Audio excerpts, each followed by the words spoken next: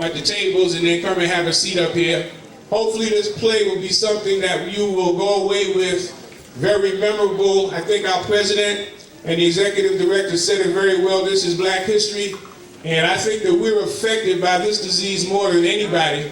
So we need to find out some information. We need not put these things in the closet. We need to bring them out and talk about them, because if we don't, as Veronica said, that our children are now being affected by this, and we don't need that to happen, because if that happens, then we will have nobody to succeed us. And our children are our most valuable, most precious things that we have on this planet. So if we don't take care of them, this planet will no longer exist. So we need to do something to make sure. Like I said, I see a lot of people spending money on war. I think we need to take more of that money to spend them on poverty and to spend them on diseases in this country, because if we do, then I think we can eradicate them. Just think of all the money that's being spent to send to Iraq, what that could do if we put that into research of cancer, to Alzheimer's disease, to AIDS, to heart disease. Just think what it would do. It would make a big difference.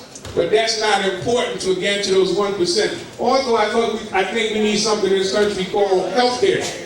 Everybody does not have health care. So those are things that people don't forget where they come from sometimes, because a lot of times we get to positions and we forget. So never forget. I told people, even though I live in the Bronx, I'm still a Harlem because I lived in Harlem a long time. So I like a big round of applause for Miss Judy Lovell.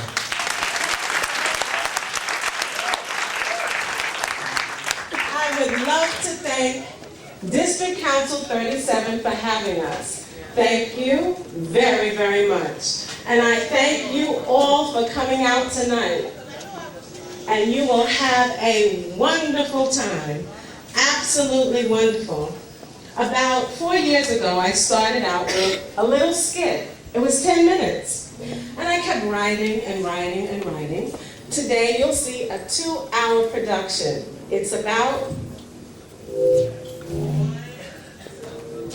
If you look at our artwork, you'll see what the play is about. What do you see?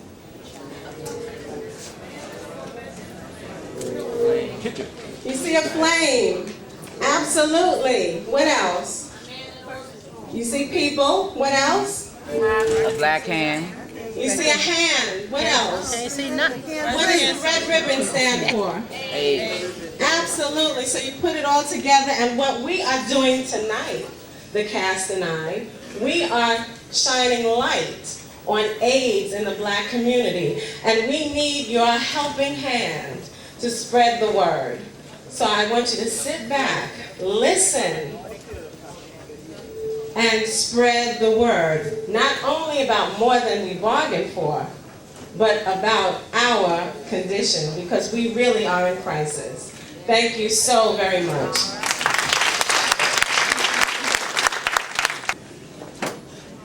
We would like you to, if you have cell phones, please put them on vibrate mode. If you don't have vibrate mode feature on it, please turn them off, because it will be distracting to the cast of the play.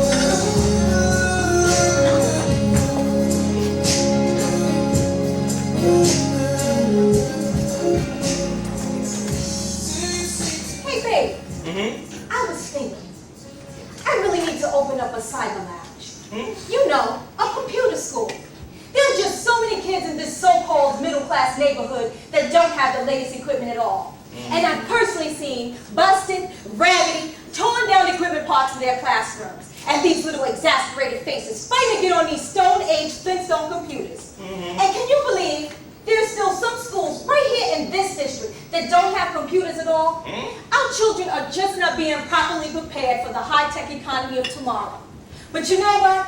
What's that? I envision our business. With your knowledge as a professor and mine as a techie, imagine the good service we could provide to this community. And as an added benefit, we could increase our income and our net worth. What do you say, babe? Our business? Fawn, you don't know the first thing about running a business. A business is hard work. It's a 24/7 operation. The work never ends. Why, it takes money to invest and maintain a business. The experts say for the first 5 years, you can expect barely to break even, if not lose your shirt. The economy is dreadful right now, and who's to say you'll get the support you need from the so-called politically correct movers and shakers in this community? You're right. My little woman, you have a big heart. That's me. Always willing to lend a hand. Yes. But you know what? Your hard work is not always appreciated. I've told you, I'm happy teaching at the college. I get to choose the hours and the days that I teach. I have paid vacation and sick time, and I'm due for a paid sabbatical leave soon. All right. Your job pays well, doesn't it? You know it does. Well, if you really want to lend a hand and help somebody, get over here. Listen, no, James, no. You are not going to ruin my dreams. Oh, please. Every day we work hard, toiling to make someone else filthy rich. The time is now. Let's build a strong foundation right here in this community and help the kids of our neighborhood. Think about our children, babe. But picture this. Inside Moore's Technologies, ocean blue carpeting, resembling the bath warm waters of mine, accentuate the celestial ceilings. The walls appear as one big cosmos. Black Geronimo Italian leather sofas, hardwood hand-shaped tables placed around the room, silver chrome futuristically styled lamps. Now you see, this area will be for the parents as they check those emails and wait for those kids. Now, in the next row, imagine about 30 to 40 hardwood workstations outfitted with the latest state-of-the-art technologies, computers, printers, digital cameras, everything designed for children. And then you see these little enthusiastic faces eagerly participating in tutoring sessions, clamoring to get online and register for new computer classes. Now, to the left and at the back of the room, the library, fully stocked with books, magazines, pamphlets. Once again, everything designed especially for children. And now, for the pied de resistance. Come on, baby, smell. Come on, smell. You smell the aroma of Mama's cooking? Oh, see, now we talking. We'll serve luscious family snacks upstairs in a restaurant called the Microchip. What do you say, babe? What an imagination. Oh, James, CEO, Chiffon Moore. CFO, James Moore. You see our names on that door? I'll pass, babe. Our plates are already full. Oh, James, listen, I am going to open my business, with or without you. But speaking about children, there was something I wanted to tell you. But I was really trying to wait until we were having dinner. What is that? But I can't hold it any longer. James, Yes. I'm pregnant. You're what? You're going to be a daddy. We're having a baby. I knew it. You've been eating like a horse lately. Yes! A baby, our first child. Yes, I love you, Father. I love you, James. There's just so much to do and so much to get. I've been looking at cribs, bassinets, and strollers, and I think I'm going to breastfeed because it's better for the baby. And we'll have to go to the Mars classes. We only have 7 months. We got to tell our families, and we got to go. Whoa! Slow down. Let's just get you organized. Get your priorities in order. Okay. First you tell me you're going to open this mega business. Now you're telling me you're pregnant. Yes. How many things do you think you can do at once? James, I can do it all. Listen, my mom had 5 of us. 5 successful girls. And a baby never stopped her from doing what she needed to do. Yeah. And James, with my paid maternity leave, it'll give me enough time to start a business. I have plenty of time. You'll see. You have it all figured out. Yeah. You take the baby with you every day to computer school. Why, the place has everything. You're nursing, changing, all while teaching class. And who needs a babysitter? Why, you have one of those parents in the waiting area listening for his cry, and then when you get really busy, you'll lay him down on one of those Italian couches to sleep. And by the time he's 2, he'll be your little support tech, keeping the business all in the family. James! James! You're killing me, Fawn. It's just so unbelievable that I, Chiffon Moore, I'm gonna be a mommy. There's this little person inside of me feeding off of all my energies, soon depending on us for everything. Yeah. And did I hear you say you wanted a boy? Mm-hmm. You know little girls love their daddies, but I really don't have a preference. Just as long as our baby is healthy, has my eyes, my mouth, and your nose. You have the cutest nose. It's one of the reasons I married you with your fine self. Yeah,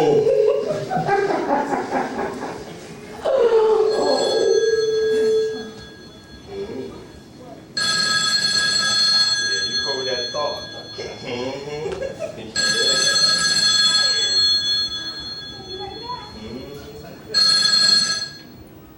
Hello? Hey, Walter. How are you? Listen, no, Walter, I'm really sorry. I can't leave home tonight. I know that's right. Me and my hubby have something really special to celebrate. Okay, I'll tell you what you can do. Okay, give me a second. You can install from the network by copying the files to the server and modifying the login script. Uh-huh. Okay, Walter, you have it? Okay. I'll talk to you later. Have a good night. Bye-bye. Why does that man call you at home so often? Baby, it's just work. I don't know why you pay him.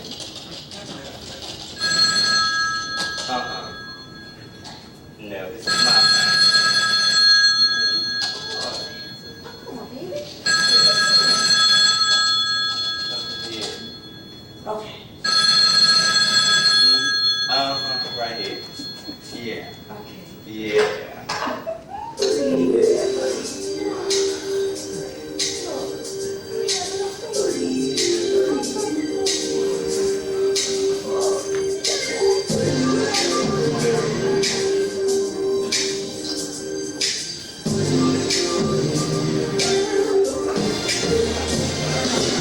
You have reached the moors.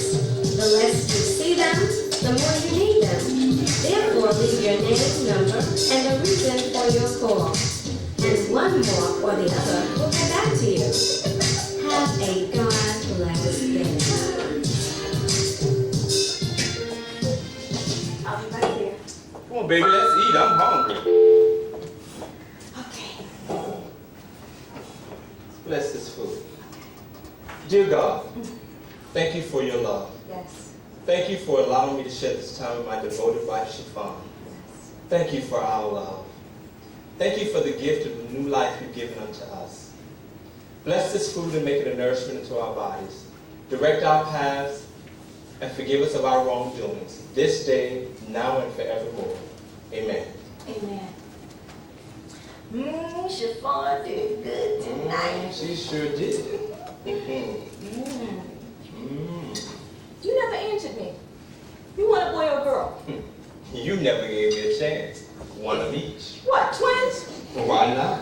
Yeah, if you stay home with me on my entire maternity leave. What? Let our parents pay all the bills? I don't think so. Speaking of parents, when should I call them and tell them to come over? Now you know, you invite our parents, you're going to invite my brother and your sisters, and their friends, and their friends' friends. And now we're talking about 60 people, not 6. I say we forget about the dinner party. We call everybody up on the telephone. James, that is just so cold and impersonal. Not if you put a little warmth in your voice, it isn't. Oh, James! All right, we'll go by and visit them. Is that personal enough for you? I think I like that idea much better. All right.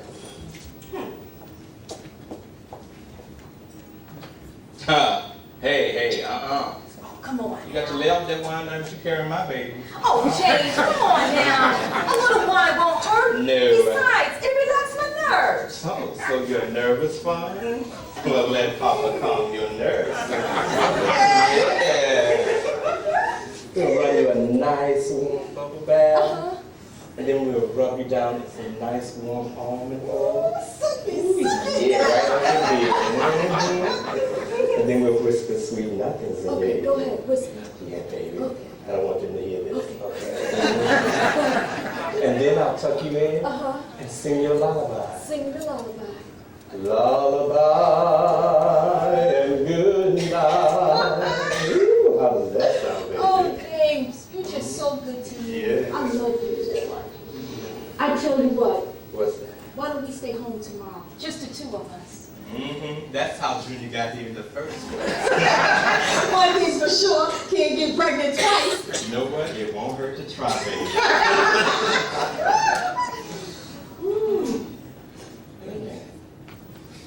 Yeah, turn it up, baby. They're playing our song.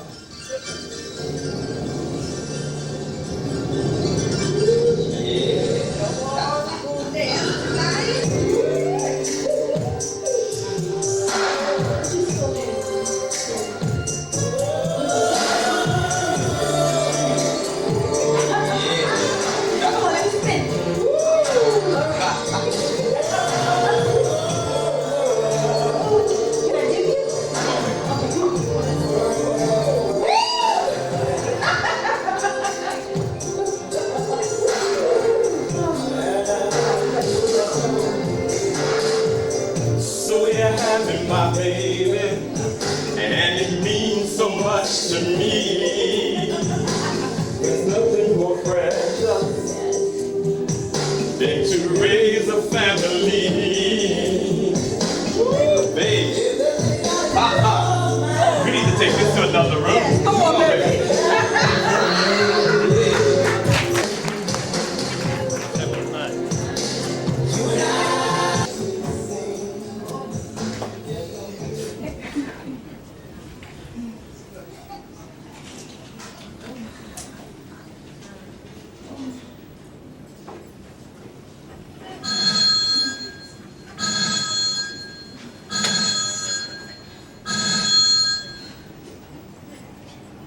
Hello?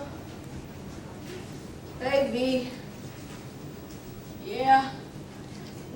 I'm home again. I've been home this whole entire week and I don't feel any better.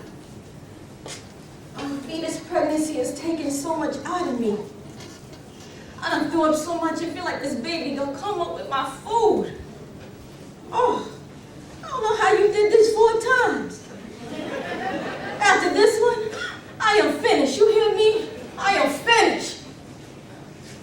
Yeah, I don't feel like cleaning my house. I don't even feel like cleaning my funky self.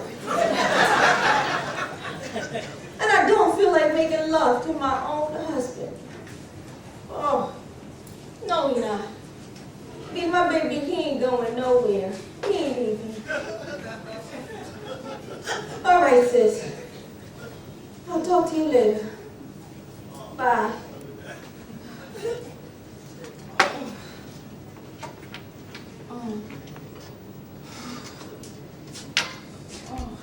Hey, baby. Why are you going home so early, James? I got sick at work. I guess I'm feeling your pain. You've been having such a rough time with this pregnancy.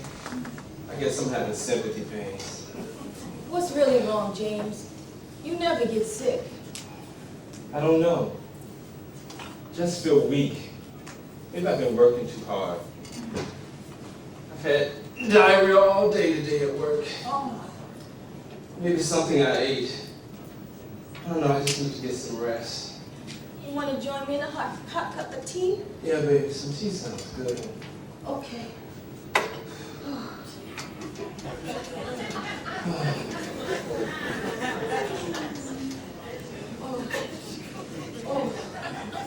James, Yeah, baby. we've got to snap out of this. And we're expecting a baby? You're my strength, James.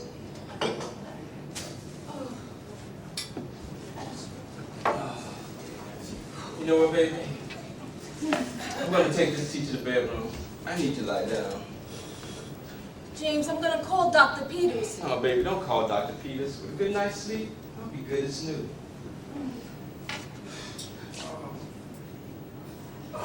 James!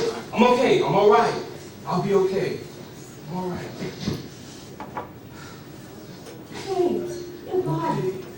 You feel so warm. I'm all right, baby. I'm gonna call Dr. Peters. Don't call Dr. Peters. I'm calling Dr. Don't Peters. call Dr. Peters. Can't man get any peace around here?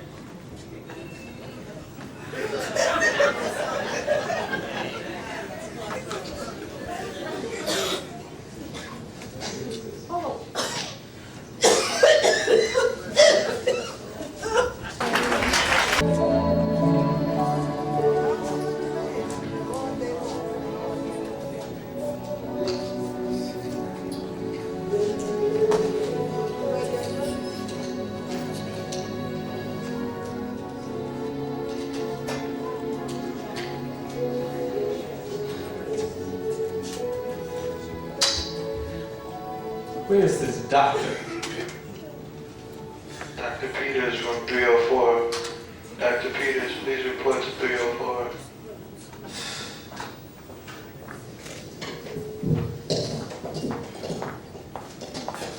Good morning, Miss Moore. Morning, doctor. How you feeling today?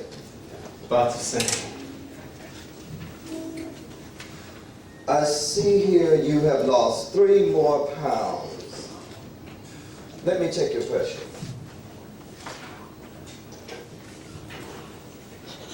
So how's your appetite? Pretty good, doc. Very good. Just going to take a minute.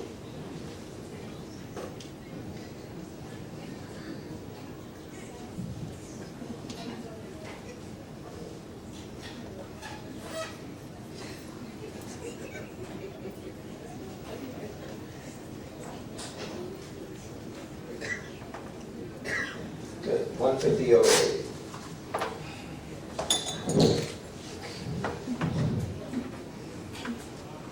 It was the moment you to lift your shirt up over, please.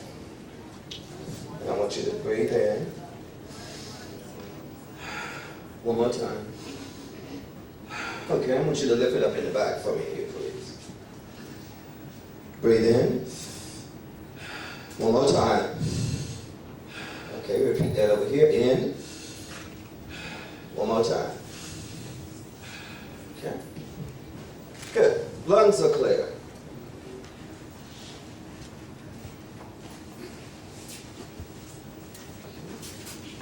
Any night sweats? No.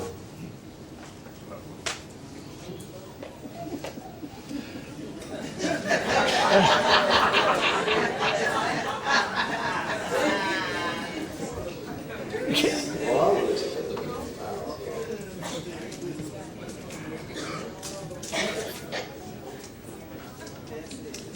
Any dizzy spells?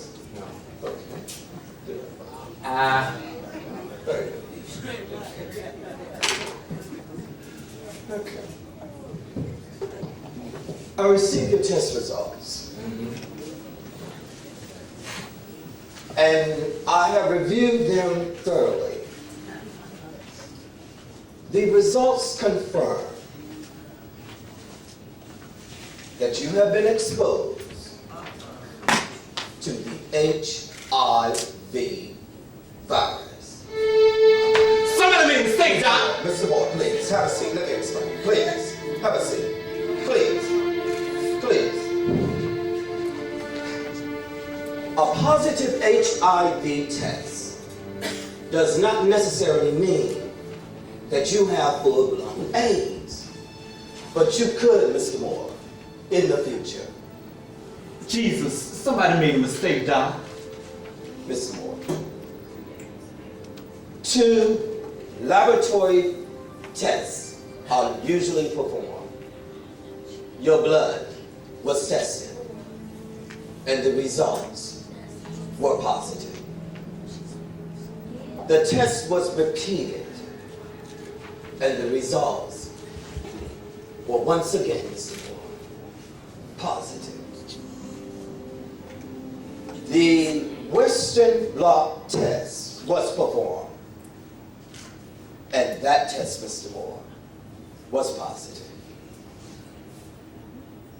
Mr. Moore, you are considered HIV positive. It can't be. It just can't be. Why, when I was single, I prided myself on being careful. I always used the condom.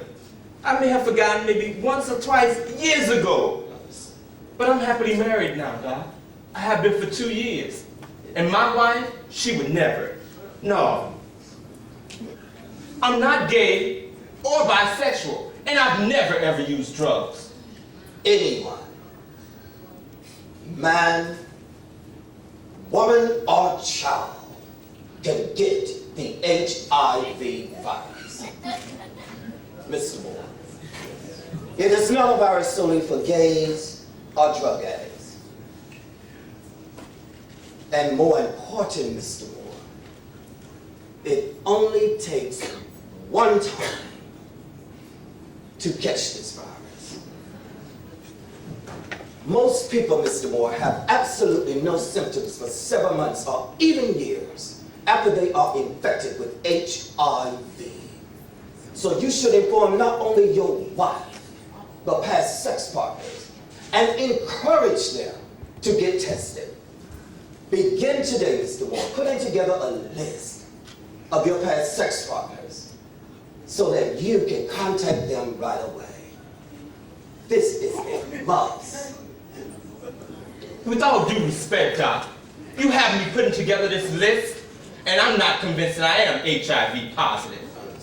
My body's just run down. I'm a little tired, that's all. Denial is usually the first reaction for most of my patients. But Mr. Moore, you must come to terms with your very serious condition.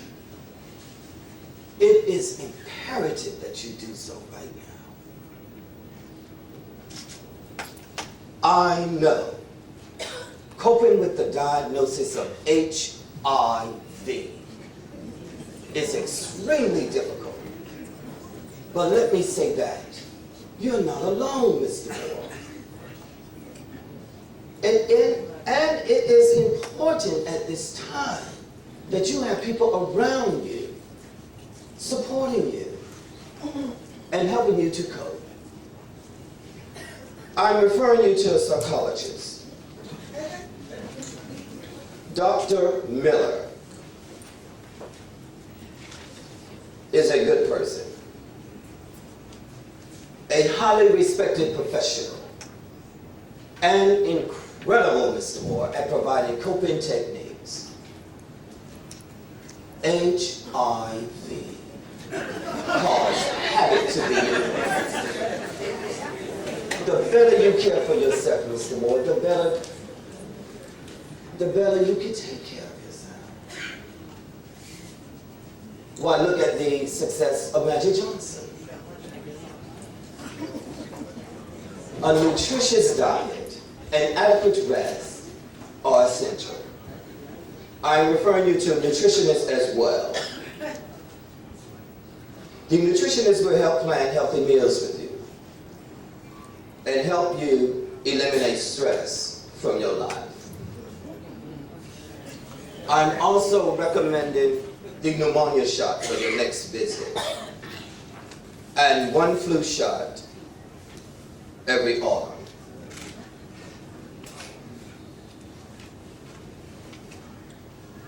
Mr. Moore, read this pamphlet. Inside, you'll find the most often asked questions about HIV and AIDS. Before you leave my office, Mr. Moore, stop by the front desk. The nurse has a prescription for you. I want to see you again in 2 weeks. Do you have any other questions for me? My wife, she's 6 months pregnant. You must tell her right away, Mr. Moore, and she must get tested. Any other questions for me? Can the college find out about my test results? Good question. Your test results are confidential. Just like any other medical test, the college may obtain a copy of your medical record, though.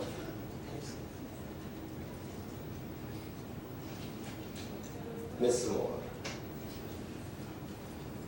please remember, each day, scientists are making new discoveries, finding new cures. I want you to keep the faith.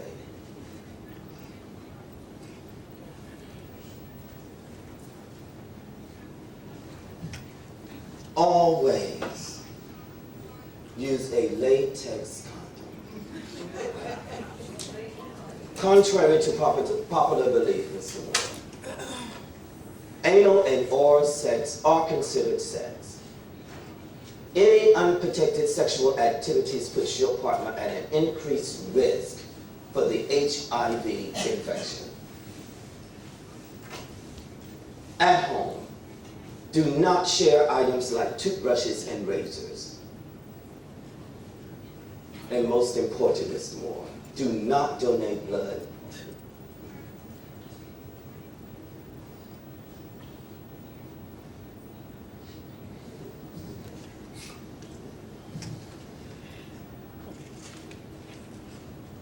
Call our hotline if you think of any additional questions during the week. And please, Mr. Moore, keep the faith. We'll see you in 2 weeks.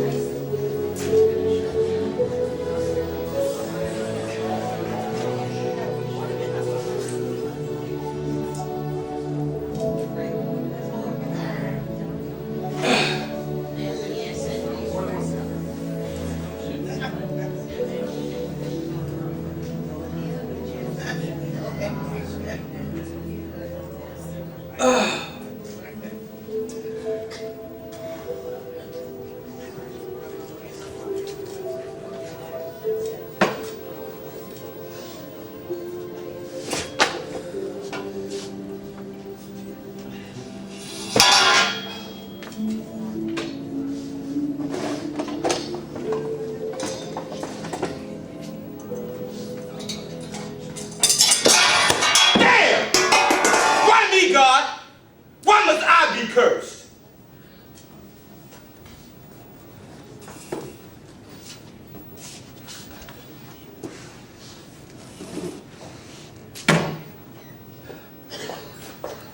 Hi, baby. How are you? I stopped by Eddie's today.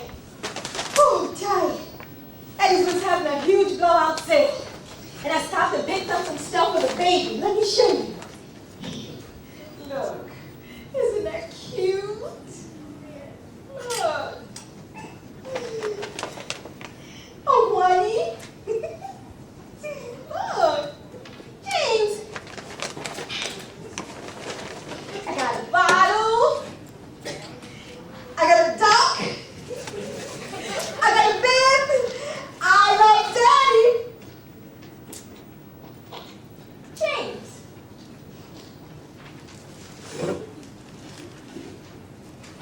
What did Dr. Peter say? I know I didn't hear him say. James.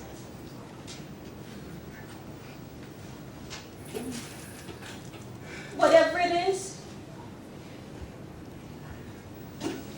we can handle this together. What did Dr. Peter say? said that I'm HIV positive.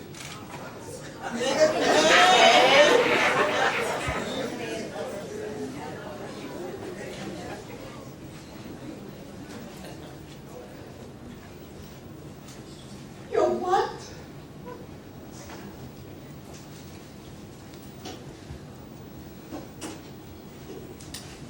You're HIV what? How? I don't know.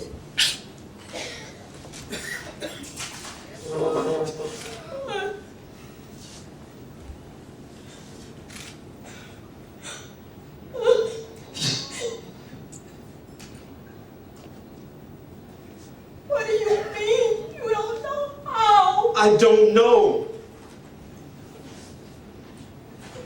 Do I look stupid to you? Believe this. But as long as I've known you, James, you've never used drugs. You've never needed a blood transfusion. Hell, you don't even take aspirin or cold medicine. Do you think this is easy for me? Screwing is the only other way you could have picked up this nasty disease. How could you put my life, your baby's life at risk? Who is she, James? Who is she? There is no she. I just told me you don't know who she is. How could you say you love me and not respect our marriage vow? Look, Chiffon, stop before you say something you're going to regret. I could have dealt with you having TB. I could have dealt with you having diabetes, cancer, but AIDS, James. Stop yelling at me. AIDS. Stop yelling at me. You stay I away ain't from scared. me. I don't want you to ever touch me.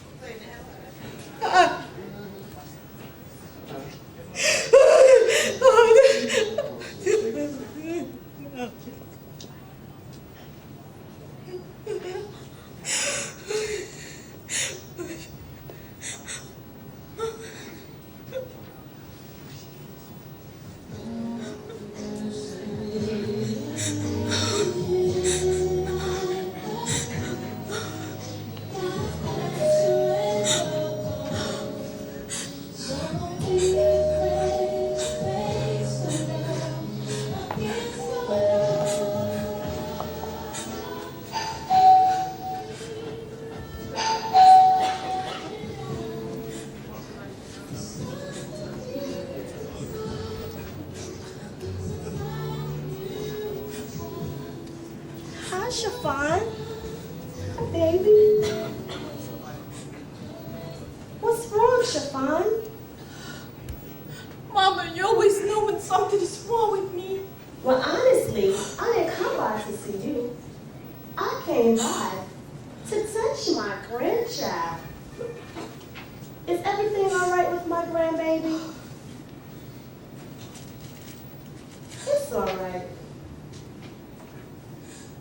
It's all right, baby. It's okay, Chiffon. There is nothing too great for God to solve. You know, there is a special bond between a mother and her first baby. You will feel that bond when you have your own. Now tell Mama what's wrong. Chiffon, did I ever tell you how proud I am of you? You are my gift from God. A successful professional, wonderful wife, married to a great man. And most importantly, you're gonna have my 6th grandchild. Mama! What is it, baby? Mama! What's wrong? James has AIDS, Mama. That son of a...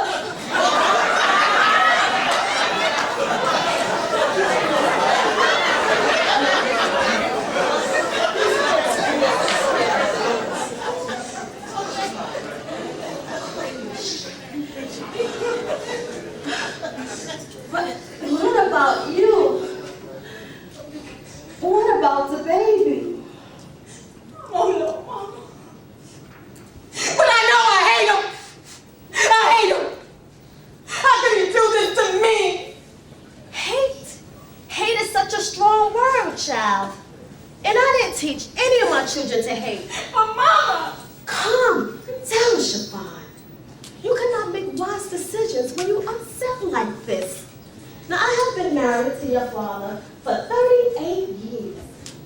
And if you think it's been easy, I'm here to tell you, it ain't.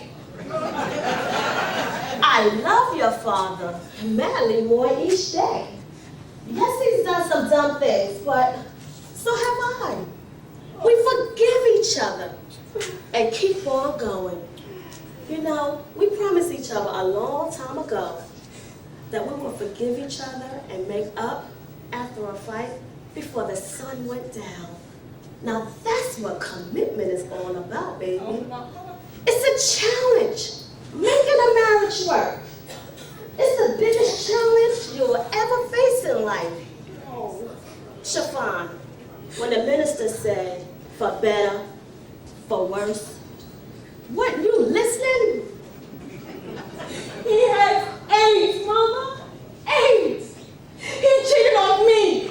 He slept with another woman. Maybe other women as far as I know. How can I ever trust him? Did he ever tell you that he was unfaithful? No. And what man is going to admit to that? He told me he didn't know how he got this disease. Now, I've been around a long time. Raised 5 daughters and interviewed many a suitor. Believe me, I know a good man when I see one. And James is rare. He's a good man. I've been watching him. He is hardworking, trustworthy, family-oriented, sensitive, and most importantly, he's in love with my firstborn. Now you listen to me. He has just found out that he has this terrible sickness. He's shocked, depressed, and in need of love and support from his wife, now more than ever. Chiffon, I know you feel betrayed and deceived right now, but do you love him? No. Well, do you love him? He has AIDS, Mama. AIDS. At least listen to him. Hear him out before you make ugly accusations and rash decisions. You are an intelligent woman, and I know you would make the right decision. Mama, what am I supposed to do? Chiffon, you are going to straighten yourself up and stop whirling in this pity party. Go tomorrow. Get yourself tested. And try to keep yourself calm and cool so that my grandchild is not troubling you and inhaling all that acid rain. Okay, baby? But I gotta go. Your father and I are going to jog around the park today. So give me a call as soon as you know anything. I love you. I'll be praying for you all.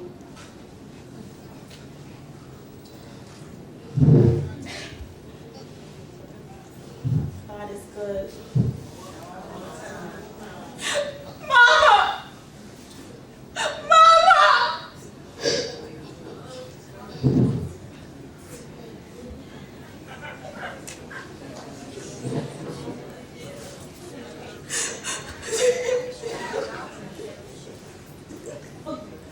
Forgive me, Lord, for leaving my daughter in such a hurry.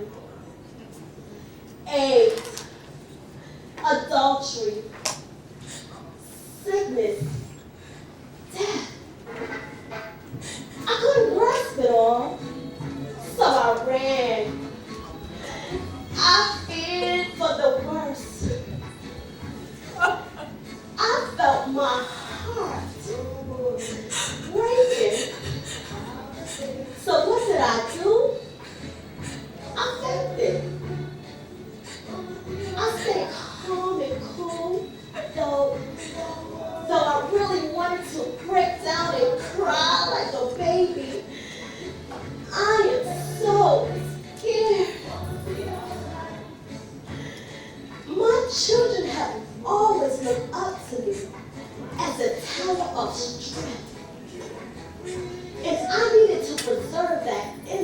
Chiffon today. Did I do the right thing? Did I give her the right advice? You said in your word, a child should leave his parents' house and faithfully live with his spouse. You said in your word, what God has brought together, let no man separate. I never ever wanted to be a meddling, interfering, controlling mother, breaking up marriages in my spare time. But Chiffon kept pounding in my head. He has AIDS. He has AIDS. How could this happen to us? Oh, Lord. What should I do? Show me the way, please. I know you wouldn't give us more than we can handle. Though, Lord, this is a big one. Much of a James and Chiffon like you never watched over them before. And dear God, heal their bodies and their minds. And if there is anything wrong, if I do need anything, I need to do to help them during this traumatic time, please take my hand and lead the way. Thank you for listening. Much success. I feel better already. My God is so good.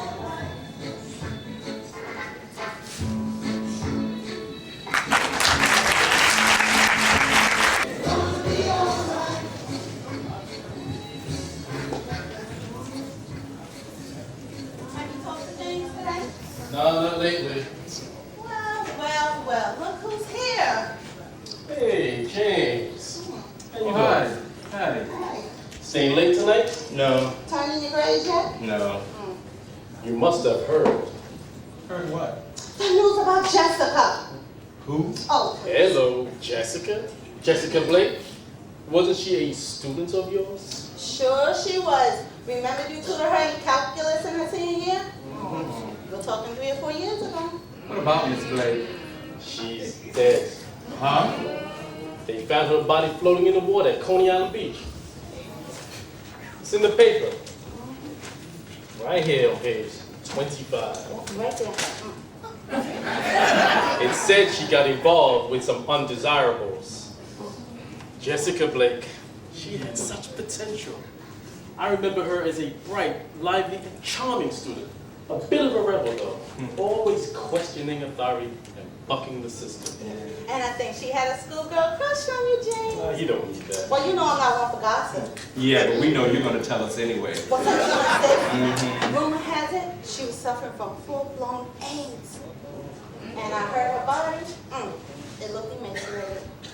And the poor thing, she lost all that pretty long hair. Benito. Where did you hear this? You know I can't reveal Oh, myself. please. Yeah. Listen, both of you, I have to go. See you both at graduation. Don't stay here too late, James. I will. Remember, you have a wife and baby on the way, okay? Yeah. See you all later. Bye, Jim. Well, James, I guess I'll be leaving too. And you know, if you need somebody to talk to, James, you know you can call me. Yeah, right. Look, James, call me. I call you, huh? Bye-bye. Call you, Bye-bye.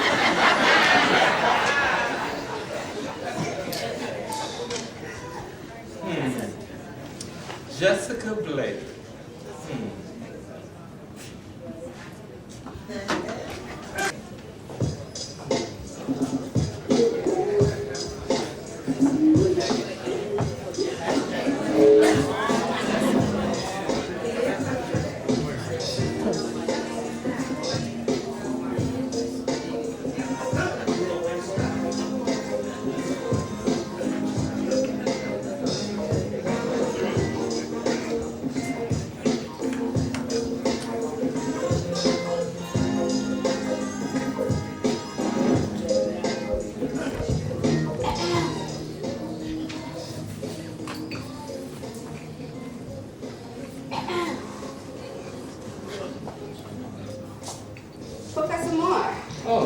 Blake, Hi. how are you?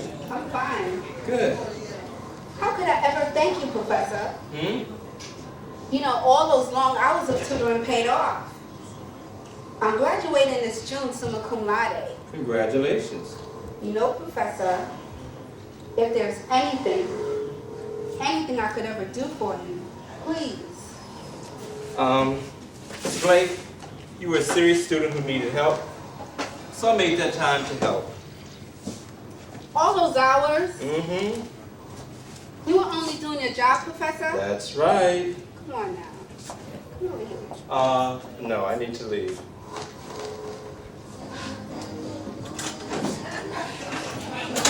Professor. Professor Moore. I'm gonna share with you my little secret. I'm in love with you, Professor. No, you're not. It's just infatuation. I've always been. You're so handsome, so brilliant. I often dream about us. We are alone, like we are now. Mm-hmm. You grab me. Your big, strong arms explore my body. You press yourself into me. I moan. Both of us hungry for love. Lusting for passion. Kiss each other all over.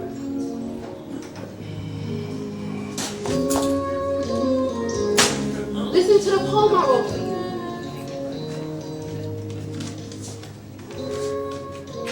Perfect synergy.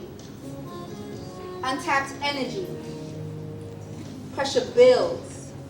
Desires fulfilled. My heart pounds. It's love I found. So young and tender. I joyously surrender.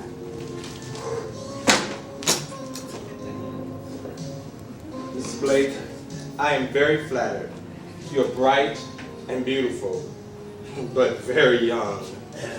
I'm sure that there are hundreds of young men out there anxiously awaiting to meet your acquaintance. I don't want boys my age.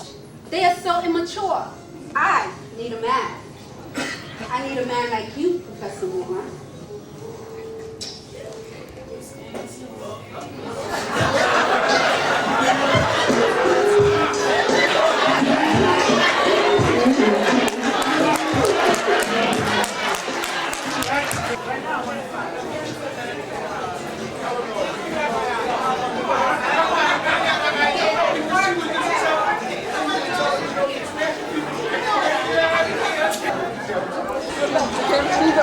Tell him to move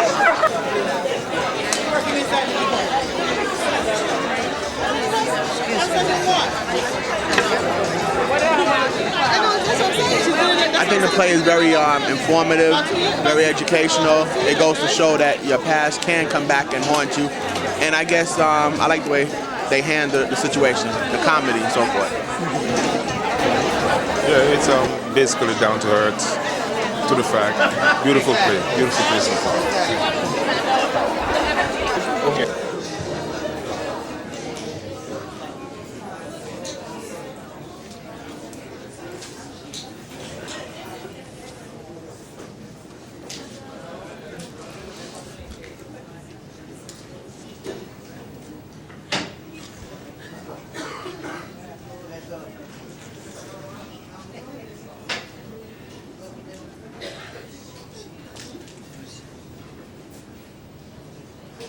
James.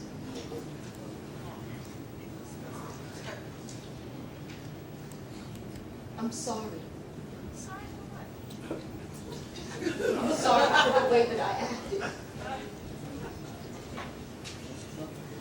You are my husband in good and bad times.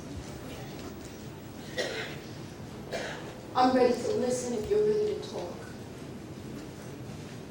Chiffon, I love you very much. You must know that.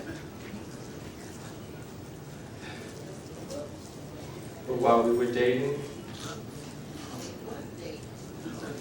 I tutored a student of mine, Jessica Blake.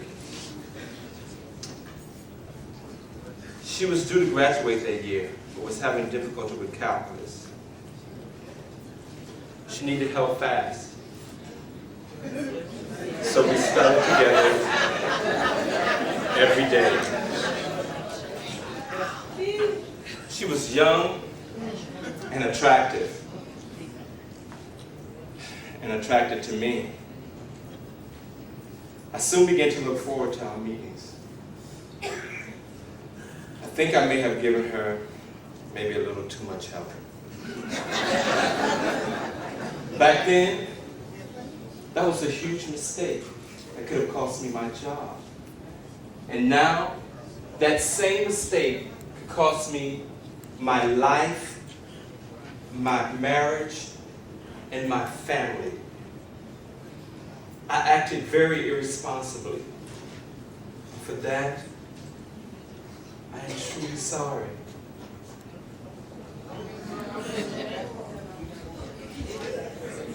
Are you still seeing her?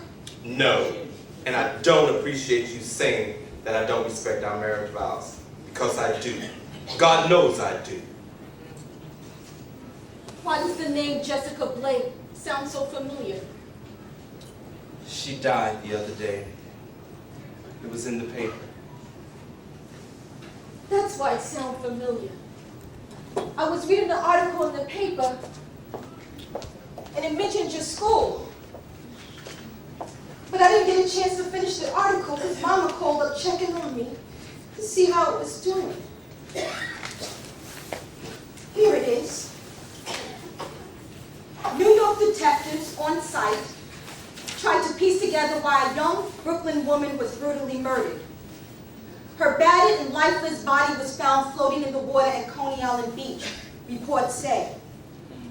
Police are not releasing the cause of death pending an autopsy. A jogger discovered the partially decomposed body of Jessica Blake near an embankment not far from Boardwalk West about 6:30 a.m. yesterday morning. A preliminary investigation indicates that Ms. Blake graduated from W.E.B. Du Bois College in 1994. She was recently let go from her job as a barmaid at Joe's Bar and Grill and lived with her mother, Angie Blake, who first suspected something was amiss when the younger Blake failed to come home on Monday. Neighbors say Jessica Blake had gotten involved with the wrong crowd. She had been seen on several occasions socializing with neighborhood gang members. Upon the discovery of her body, Jessica was wearing a solid, heart-shaped pendant with unique designing on the front and the words "Love C" on the back. In her pocket, she carried a 1.5-inch, two-tone lighter with the initials F-O-N engraved on one side and a star on the other. James! That was the lighter that I bought you for your birthday. You told me you lost that lighter years ago. How did Jessica Blake get your lighter, James? How did a dead woman get your lighter, James?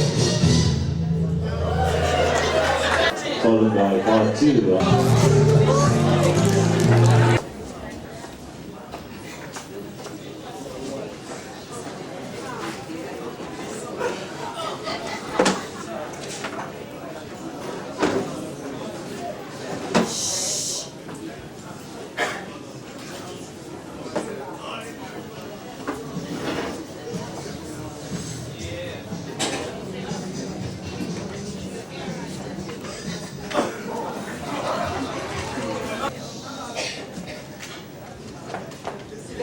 Darling Carson, that's me, Special Investigation Homicide. I'm investigating the death of Jessica Blake. I have a few questions for you. Detective Jones was just here yesterday. And I'm here today. What's your full name, Professor? What, more questions? Let's make this painless. Your full name? James Eugene Moore. Marital status? Married. Happily? Yes, where is this leading? There's a few more questions, Professor. Wife's full name? Chiffon Renee Moore. Does she have a pet name you know? A nickname? Yes, I call her Fun. Spell F-O-N? I should call my lawyer. That's not necessary. It's strictly routine questioning. I'm almost finished here. Wife's profession? She's a systems analyst for some Wall Street firm. How long has she worked there? I don't know, about 4 years. Does the missus ever come in contact with any of your students? Usually not. How long have you been teaching here? 8 years. What do you teach? Advanced mathematics. Miss Jessica Blake was one of your students? Yes, no, I mean, she wasn't officially registered in my class, but I tutored her back in the summer of 1994. Were these private tutoring sessions held at the college or in your home? Always at the college. What are you inferring? Only looking for the truth, Professor. Have you seen this item before? Yes, that's my lighter. Jessica Blake was in possession of this light at the time of death. You want to tell me about it? I've been over this before. Well, go over it again, Professor. There's nothing to tell. I don't know how or why Miss Blake had my lighter. Well, well, well, what do we have here? I'm Professor Rodriguez. And there is nothing, and I do mean nothing, that goes on in this college without my knowledge. So shoot.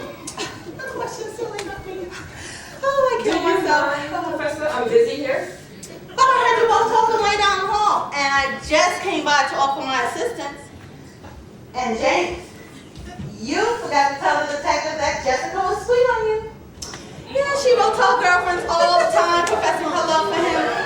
Oh, and one of those letters she writes, how she was devastated to learn that the man she adored had just gotten married.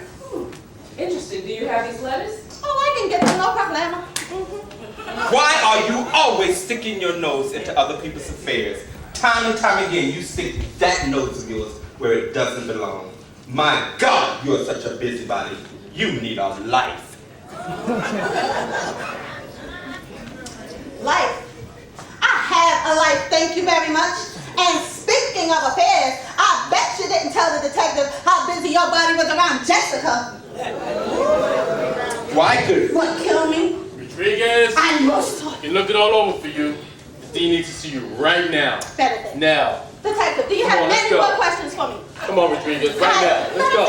Listen, call me at extension 302 Now. if you have any more questions. Now, let's go. All right, hold on. any information that that woman has is secondhand gossip at best. Anybody knows that. Do you need me any longer? I have a pregnant wife at home.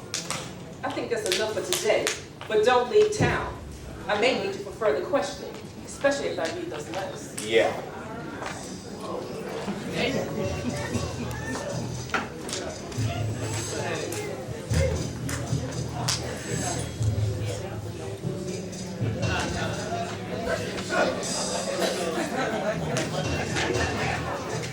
Jones, give me the boss. Yeah, boss. I'm getting ready to leave the college. Moore's alibi checks out. Professor and Mrs. Moore are very visible at the faculty party the night Jessica Blake was murdered. Looks like they're clean. Got a new lead.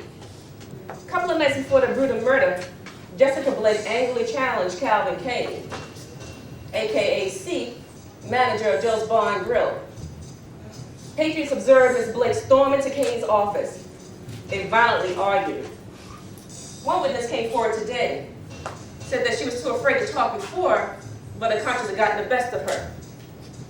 From what she allegedly overheard, Kane knowingly infected Ms. Blake with AIDS. Jessica Blake threatened to tell his wife everything. And irate Kane fired her that night. And shortly after their conversation, Kane made a phone call, told the other party that he needed a favor. 2 days later, we found her body floating in the ocean. Yeah, boss. Looked like Kane may be out hurt. He had a motive. I'll check it out. 10-4.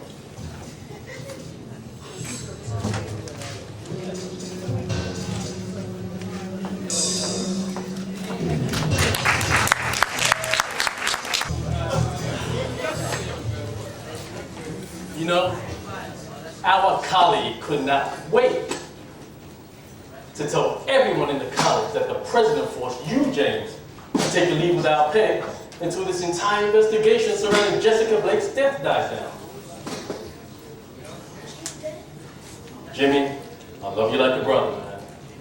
And I just want you to know, I'm here for you. I know. Explain something to me, though. Why must you be so honest all the time? Can't you see it doesn't pay to always tell the truth? Every once in a while, you gotta tell a little white lie. I mean, did you really have to admit that you had an affair with your student? You're lucky the president didn't fire you on the spot. If she knew all that good loving was taking place right on top of this desk, she would have locked her behind up. You're right. But let me ask you a question.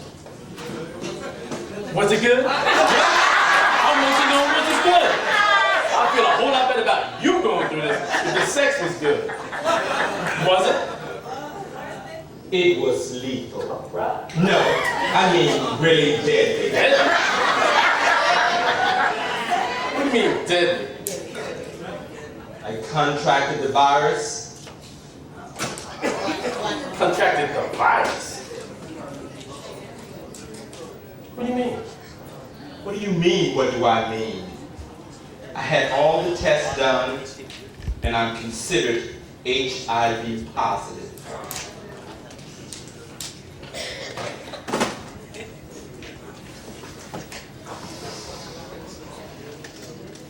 This is one of those times I was talking about when a little white lie would have been appropriate.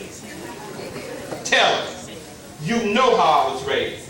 My father told me to always tell the truth, that lies breed more lies. So I avoid all that by being honest from the beginning. Are you listening to me? Wait a minute. Let's back up to this HIV situation. You forgot our number one rule.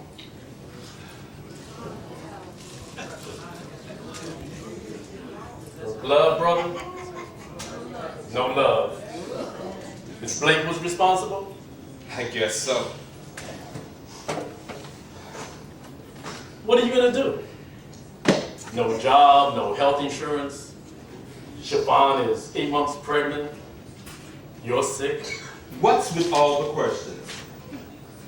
Physically, I feel pretty good these days. Career-wise, I don't know what I'm going to do. I just don't know. I have a little money saved in mutual funds. That's doing okay. I've dabbled a little bit in stocks and bonds, but that money's for my children's education. You know, educating my children, that's important to me. Jimmy, before you enlighten your babies, they must first eat, don't you think? You're right.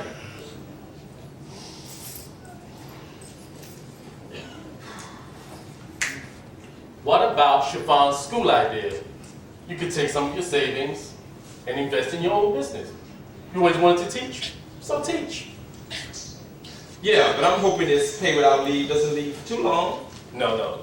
Listen to me.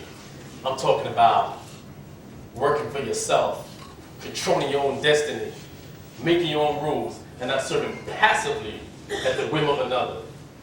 Marketing is my forte.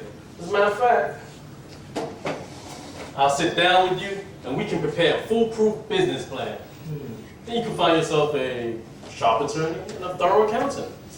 Oh, I hope I'm not interrupting anything. Me all over this room. I gotta move these desks, move these chairs. So much work, so little time. It's amazing how people keep up their rooms, and I definitely gotta get rid of that desk. Hey, Taylor, how you doing? Oh, packing, huh? Good. I see I was given your room for my accounting classes for. Whatever. And I just came by to see what I'll be working with. Oh, you're not gonna be needing this. Come on, keep it. Souvenir, huh?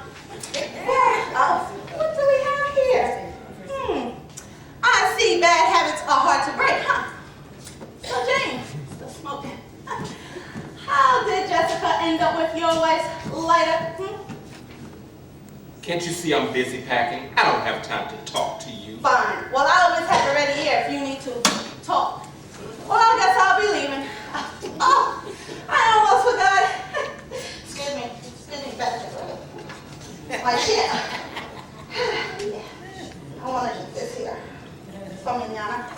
Don't get it dirty. Adios, muchachos. Oh, that woman! If you had your own business, you wouldn't have to deal with that woman. By the way, how did Jessica get your lighter? What? More questions? Well,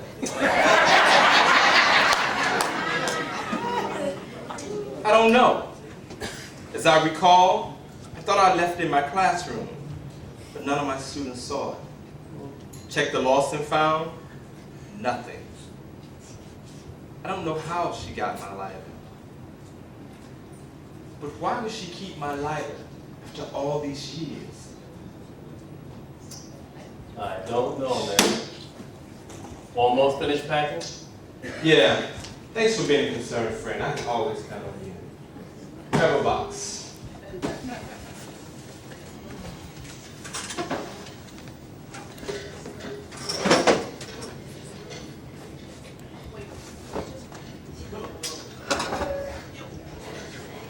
Professor Moore.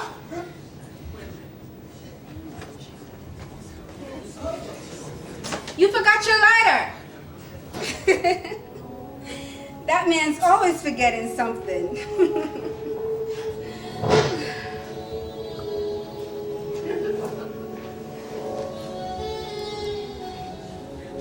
Though in my heart of hearts, I believe you left it here for me to find again.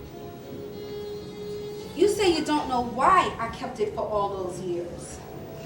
But come on now, Professor. You know I love you, and I always wanted something of yours with me forever. You brought so much joy into my life during a very difficult time. It was hard for me to trust anyone until I met you. I'd been going through a lot of drama back then, and you were the only one who would talk to me and really listen to me. You called me by my name. You said I was smart and beautiful. You encouraged me by asking me to expound on my ideas. You said I could be anything I wanted to be, except a math teacher. You saw me for who I was, a talented, gifted young woman. I will always treasure our times together. Our love is so special. I feel I could tell you anything.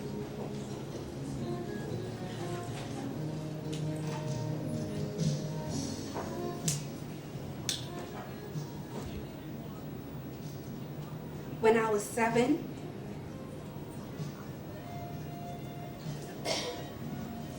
my mother's boyfriend would, force himself on me. He hurt me. I cried,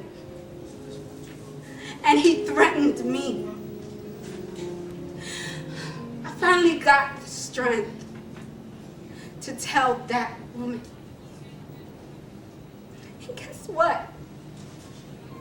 She said she didn't believe me. Daddy used to give her money. So I guess it didn't pay for her to believe me, huh? Had you known, I know you would have protected me back then. Like I protected you.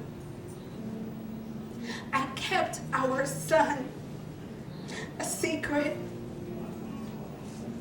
He is down south with my Aunt Mabel. And though he looks like you, trust me, no one knows he's you. yours.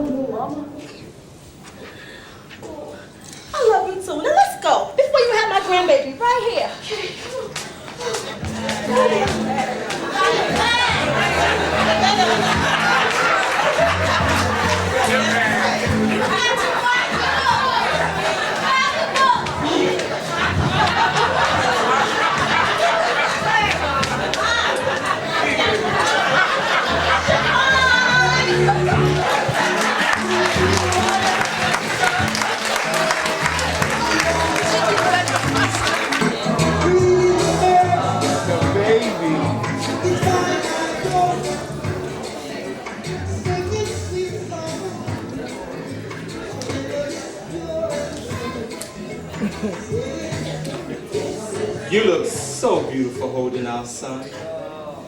If it weren't for this baby, I wouldn't be here. Why, if anyone tried to harm a hair on your head, I don't know what I'd do. Oh, I have a present for you. What are those? Keys. You're set to Moore's Technologies. Hey, I invested my money into your idea. This is not April, and I'm no fool. I bought the abandoned building around the corner. The place is really ours. Got a great deal, babe. We won't have real Italian leather couches, but the place is ours. See our names on the door, babe? James, the last thing I want to do is start a business with you. Chiffon! How long are you going to stay angry with me? I love you. Doesn't that count for something? You and James Jr. are my life, baby. McCabe's old bicycle shop is ours? Yes.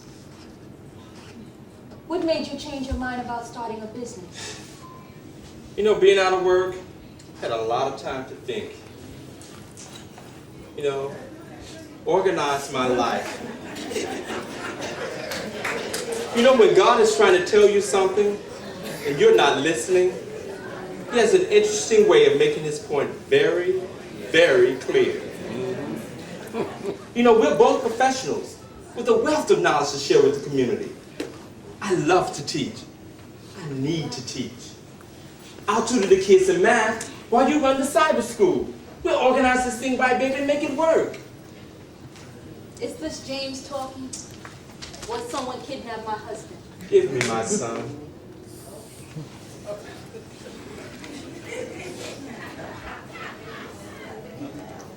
What better way to give back to the community than to enlighten young, vibrant minds?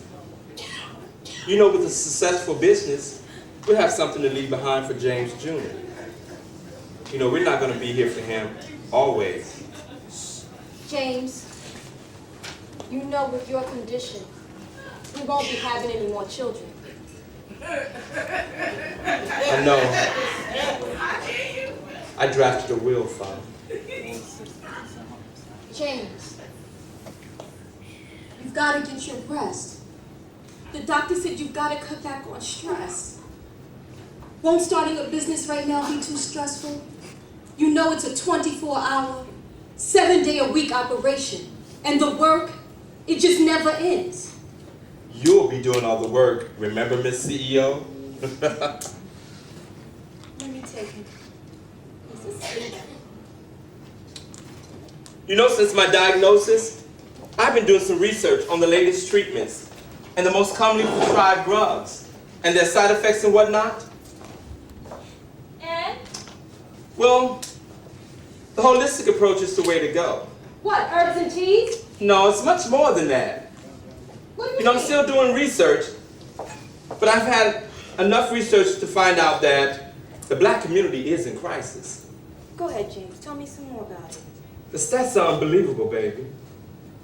You know that AIDS remains the #1 killer of young African Americans aged 25 to 44? What? And Africa, the motherland, is devastated by the rapid spread of this disease. Oh my God. Did you know that young black women is the fastest growing group among new AIDS cases, not gay white boys? No. Listen to this, Fawn. Go ahead. Prisons have both the highest number of HIV positive inmates and the highest HIV infection rate. And you know who make up the prison population. Yes, we do. It gets worse. Go ahead. Listen to this, lady. Okay. A recent study shows that Brooklyn residents are at the center of the AIDS epidemic. Brooklyn? Brooklyn. We are dying of AIDS complications at a much higher rate than the national average. Boy. We Brooklynites are 3.5 times more likely to have the disease than our fellow Americans. James. It states it right here, babe. Where? Let me see. According to the Center for Disease of Control, Uh-huh. more than 1/2 of AIDS cases in our borough are among black people. And more of our kids live with AIDS here in Brooklyn than any other borough. This is horrible. You're not going to believe this. Go ahead. Reports show black Americans, insured or not, receive substantially lower quality health care than white Americans. Now I can believe that. Wow, and the list just goes on, babe. James, we have got to do something. Whoa, baby, slow down. Let's just take one day at a time.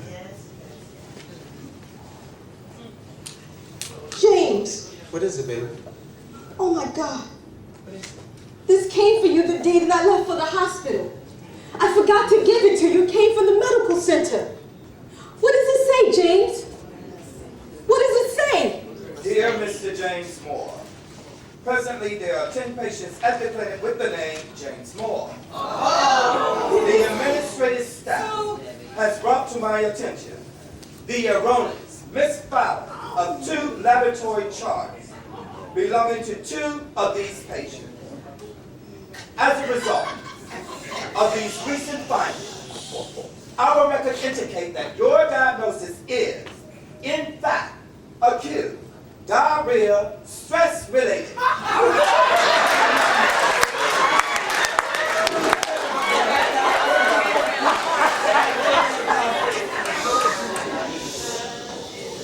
Please schedule an appointment with us as soon as possible to verify the accuracy of our records.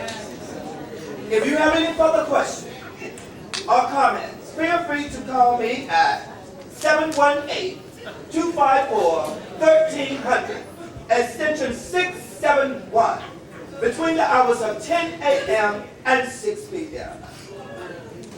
I regret any inconvenience. The office of Dr. Peters, Brooklyn Medical Center.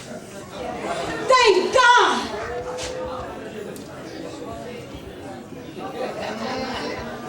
I'm so sorry. Shh. You don't have to say it, baby.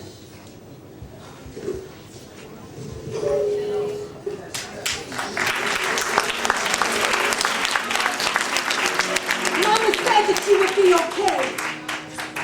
I may be okay, but you know what? There's a James Moore out there who's unaware of his very serious condition. And he could be liberally spreading the virus, adding to our already increasing numbers. You know, the one thing I've learned from this whole situation is that we are all at risk. And we cannot deny that HIV and AIDS will not touch our lives personally. Come on, babe. We have a lot of work to do. I tell you what. What's that, babe? Why don't we take some of the proceeds from Moore's Technologies and donate it to AIDS research? That's a great idea, baby. Yes.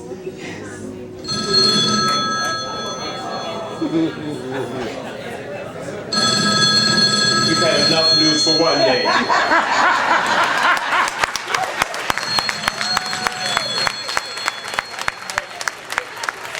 The less you see them, the more you need them. Therefore, leave your name, number, and the reason for your call. And one more or the other will get back to you. Have a God-blessed day.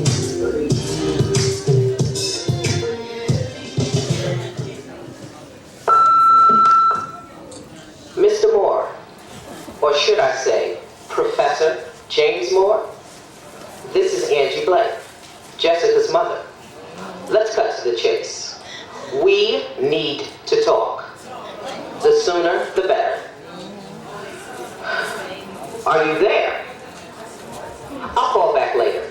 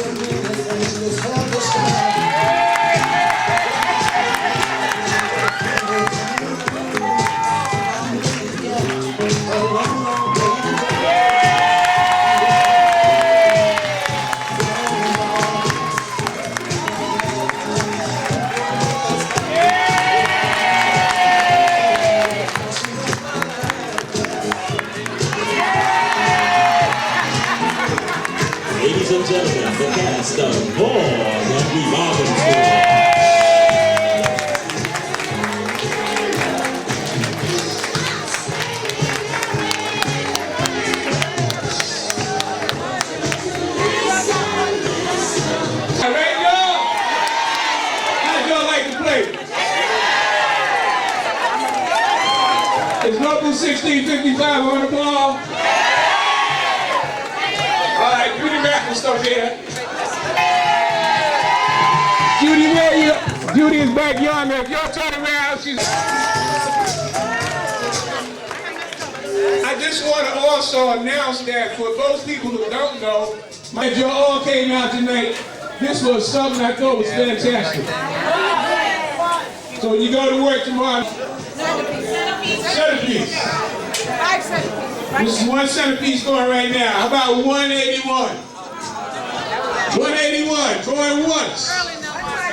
181. 181 going twice. 181 down to 2.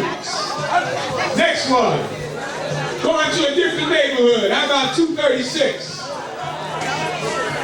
236. Somebody got 230. Back to the old neighborhood. How about 152? 152? You got a 210? 210. All right. 210. No, that's 213. You got that. There we go. There we go. We got a winner. Over here, you got one centerpiece. Go right there. All right. How about 139? Junior high school, I went to 139. Come on up here. Junior high school, I went to 298 there. I see a lady running here real quick. Very informative. It's good for the young people to see. Keep them out of trouble. Help them to do the right thing. Next number is, come on up here, 123. I thought the play was excellent. I invited my son Lamont to come down and see this play because it is killing our black children in our communities, and everybody should be aware of the HIV virus. Thank you so much. Hey, that's a combination, man. Get a combo. I love it. Okay. 285, bring them numbers up. 285, my black and Puerto Rican caucus with us over the weekend. She also got stuck up in Albany over the weekend also, but thank you, Jackie. Next number is, okay, I'll start this in. Now we got 124. 124, come on up. 64, who got 164? Anybody got 164? 164 going once. 164. 164 going. Gone. Let's see Kevin. Here is. Okay, who's next? 163. 163. Right there, come on up. We shaking them up. I see people ain't never won nothing before coming up with it. So we shaking them up. Okay, let me take from this young man right here. 261? Oh, right here. Okay, young man. 261. Okay, right here. We got one of our people on the line. Who's next? Next one, the young lady here. This is a local union somewhere in the housing authority. 237. Anybody got 237? There you go. Okay, we down to, we got everybody in there tonight. We giving it everybody. Who's next? Give me. Oh, you now? Okay. All right, how about 216? Anybody got 216? I hear somebody yelling. Oh, lady with the limo. Lady with the limo. Hey, got a winner. See Miss Lawrence there. Oh, you didn't go yet? I'm sorry. You didn't go yet. All right, this is 243. Come on out. Hello, she said. Hello. Ain't no stopping us now. 230. Please take them numbers out. Don't wait till we call them, because you know we gonna call your number. So come on up there and bring your number out. You gotta hold up the program if you do that. 243. All right. There you go. See my man right here? There you go. We get your gloves for you. All right, who did I get? I gotta get you. Hi, my name is. I've also been working for the New York City Transit. Hi, my name is Joy Wright, and I play Professor Rodriguez, and I played the antagonist of the play. Well, of course, it's like a spicy, hot attitude, and I get everybody laughing, and I enjoy playing my part, and I enjoy being being in this production. This is my 6th time and my first time being an actress. So anybody out there looking for a good actress, call me. Hi, my name is Stephanie Ansari. I play the role of Chiffon Moore with More Than We Bargained For. This afternoon, Hi, I'm Angela. I play Detective Donnie Carson in the play.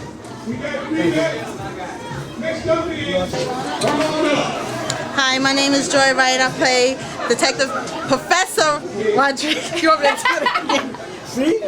I'm sorry. Hi, my name is Joy Wright. I play Professor Rodriguez in the play. And I play the antagonist of the play who gets on James' nerves, of course. But that's the fun thing about being in a play. You have to get on somebody's nerves. Thank you. Thank you. Hi, I'm Stephanie Ansari and I play the role of Mrs. Chiffon Moore. I am the wife of James Moore. I am the queen of the play. My name is Betrice McNeill-Kane. I played the mother to the leading lady. And my role is, I feel shy. I'm sorry. My name is Betrice McNeill-Kane. I play Momma to the leading lady. I was a spiritual, strong mother, keeping the family together. And I told my daughter Chiffon to hang in there with her husband because you have to stick together for good and bad times. And please come out to support More Than You Bargained For. Thanks. Thanks for all your support. Hi, my name is Floyd Atkinson, and I play Professor Taylor, Professor Moore's ace boom coon friend, trying to help him out, give him advice, and I'm just blessed to be in the play More Than You Bargained For. Thank you, Judy. Thank you. Thank you. Hi, my name is Rhonald Underwood, and I play James Moore. It's been an honor and a journey to play this role. AIDS is a much needed topic that needs to be discussed and talked about. The part I like about this is that this play deals with the holistic man. Not only do we talk about the physical man, but we also give advice for the spiritual man. And this is what makes it the ministry in which it is. I am very proud to have been a part of this. And again, I encourage you all to come out and see More Than You Bargained For. And tell someone you love them today while they're still here and you have the chance. Peace and love.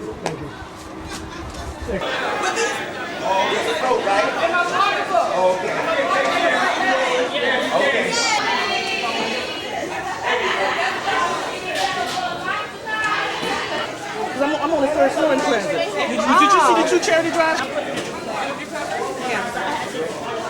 Excellent, I like to excellent. work behind the scenes. I love so much of what y'all did tonight, and it was You gotta get him the president. so good. Oh, he's the president. I heard him talking about it. We were back here, so I never got to say it. It's me. I want a brief comment in reference to what Thank you so much, sir.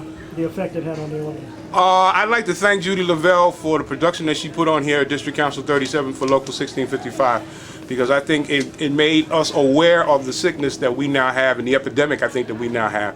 And the actors and the actresses were magnificent. So we really want to thank on behalf of my local and also on behalf of District Council 37, because we had people from all 56 of our locals that we had at District Council 37. And they enjoyed the play immensely. They thought you guys were magnificent. In fact, they thought you were professional actors until I told them you actually work for the New York City Transit Authority. But I think you guys can give up your day job because you did a magnificent job. And we want to thank you so very much for everything that you did and everything of making us aware of what the epidemic is all about. And again, thank you again, Judy. Appreciate the comments. Thank you. Good luck tomorrow. Thank you. You did so good. Thanks for having me. Because this was the best audience we've had. Oh, I'm telling glad. you. I'm glad they enjoyed it. They did. They really enjoyed it.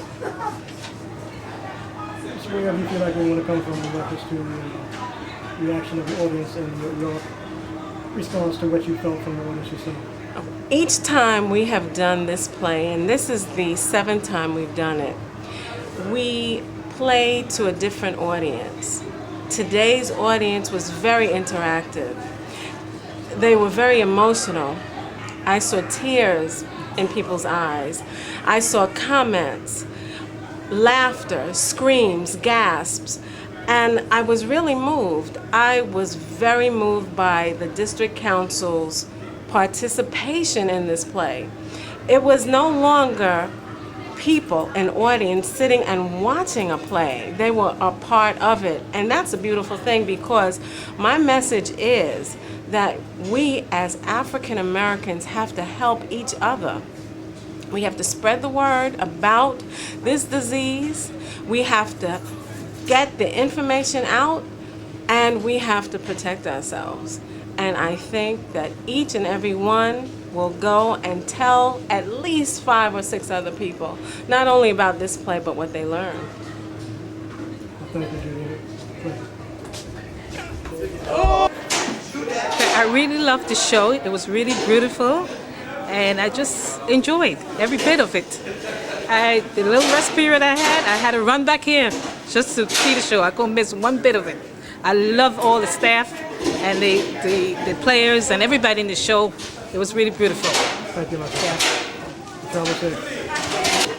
I really thought the play was sensational. The acting was superb, and the story behind the scenes was just fantastic. And I think it was made for all ages. I was so glad that many children were here to witness this performance. It was an excellent presentation, because our black children need to know that this is a very important ideal in our society, and I appreciate the play. Okay. That's Judith, the treasurer. Hi, yes. I have the same name as your writer and director, Judith Carolyn, but my name is Lawrence. I enjoyed this play. I was so grateful that she was able to put it on at DC 37 to enlighten our members about this, I guess I can say horrible disease that has overcome our families. I personally had some involvement in 1987 and 1988, and it was down here at DC 37. DC 37 knew certain resources to send me to at that time, whereas a lot of people didn't know where to go. They helped us, and one of the things that James said, that you should do it the holistic way, with health, vitamins, you must eat properly, you must also go to your doctor, and certain medications may help you, but most of all, you have to keep your spirits up. Try to keep the stress level down, and that's one of the things that this play brought to all of us, and I appreciate it, and I hope it runs forever.